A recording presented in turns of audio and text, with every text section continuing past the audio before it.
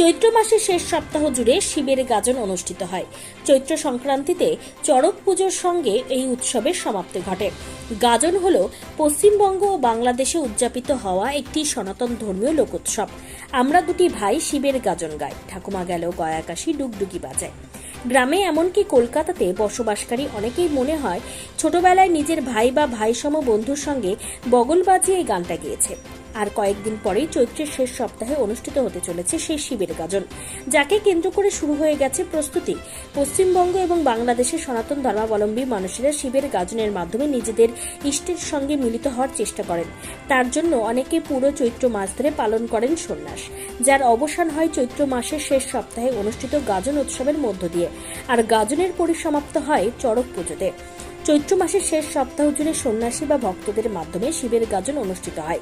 আর চৈত্র সংক্রান্তিতে চড়ক পুজো ও চড়ক মেলার মাধ্যমে এই উৎসবের সমাপ্তি ঘটে।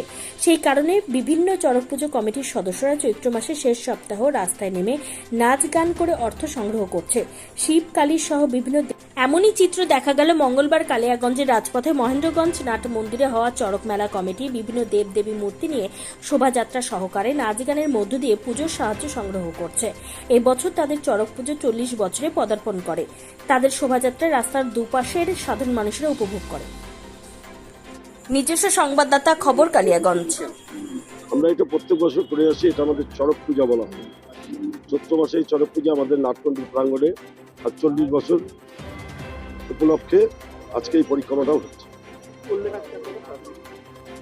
যার জন্য যে ঠাকুর টুকুর নিয়ে সব দোকানে দোকানে যাচ্ছি, যে যা দক্ষিণাপত্র করছে, এই নিয়েই সব ভক্তদের নিয়ে আমরা একটা আনন্দ করি। চড়ক পূজাটা করা হয় ভক্তবিন্দু সব দেশ, ভারতবর্ষ, সব ভারতের লোকজন যাতে সুস্থ সবল থাকে, যার জন্য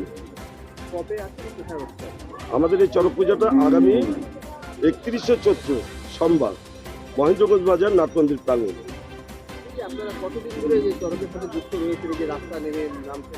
আমরা এই 30টা দিন কন্টিনিউ। এটা রাত্রিতে আমাদের এই যে জলফুল ভোগ হয়, দিনে রাত্রিতে ভোগ গুড়ার পূজা পার্বণ সবকিছু, সবাই খুব আনন্দ করে। অনেক ভক্তবিন্দু আসে, প্রসাদ পায়।